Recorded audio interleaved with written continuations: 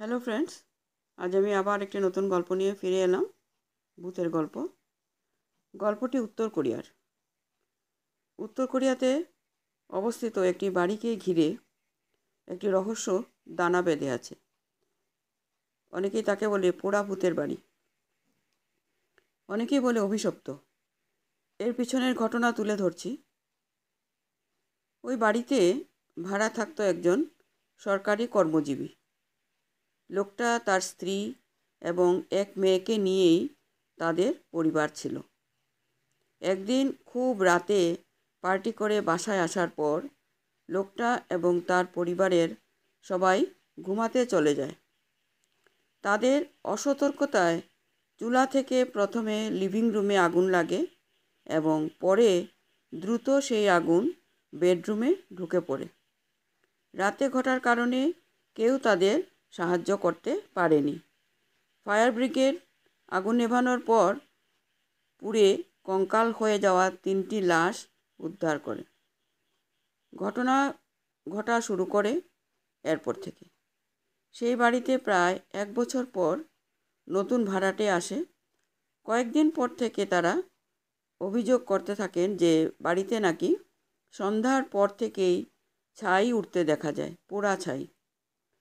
যদিও তারা ছাই তৈরি হবার মতো কোনো কাজ করেন না, তবুও তারা প্রায়ই এই জিনিস দেখতে পায়।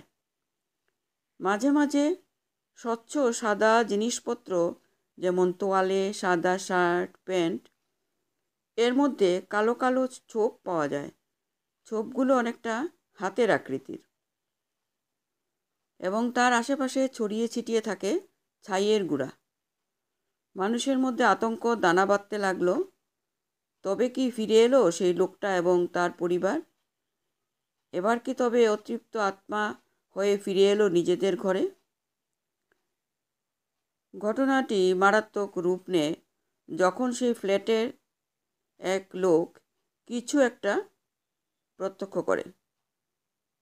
ব্যাপারটা অনেকটা এরকম: রাতে টয়লেট চাপায় সেই ব্যক্তি ঘর থেকে বের হয়ে টয়লেটে যাচ্ছিলেন, কিন্তু শেষে নিজ ঘরে ফিরে যাওয়ার সময় তিনি রান্নাঘরে খসখস শব্দ পান।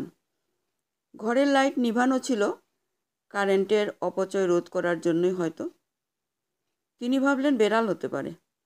রান্না করা কিছু খাবার তখনও বাইরে ছিল।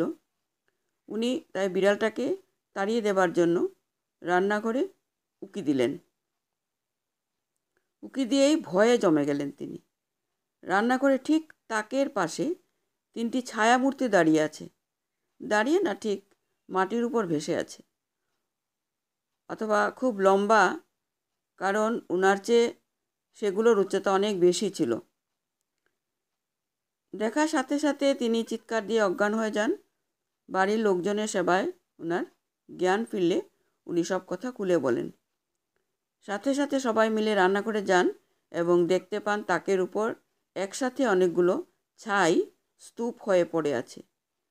চিন্তা করেন, একটা পরিষ্কার পরিচ্ছন্ন রান্নাঘর, তার একটি তাকে স্তূপ করা ছাই, কেমন ব্যাপার?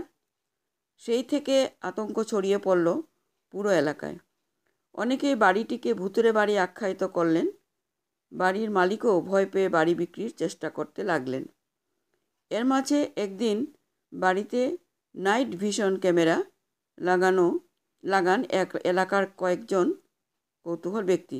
সেই নাইট ভিশন ক্যামেরায় কিছু একটা ধরা পড়ে। ছবি তোলার কিছুদিনের মধ্যে ওই ব্যক্তি নিজ ঘরে বিষ পান করে মারা যান।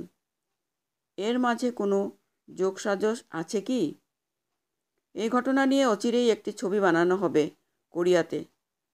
বাড়িটিকে ব্যবহার করতে চাইছে তারা। শুটিং সব হবে দিনের বেলা। কি জানি, সেখান থেকে হয়তো আবার নতুন কোনো ঘটনা বেরিয়ে আসবে। নমস্কার।